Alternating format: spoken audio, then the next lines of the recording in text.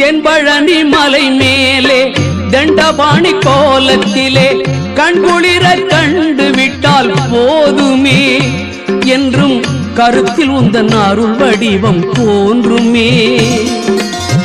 தென்பழனி மலை மேலே தண்டபாணி கோலத்திலே கண்குளிர கண்டு விட்டால் போதுமே என்றும் கருத்தில் உந்தன் அருள் வடிவம் தோன்றுமே.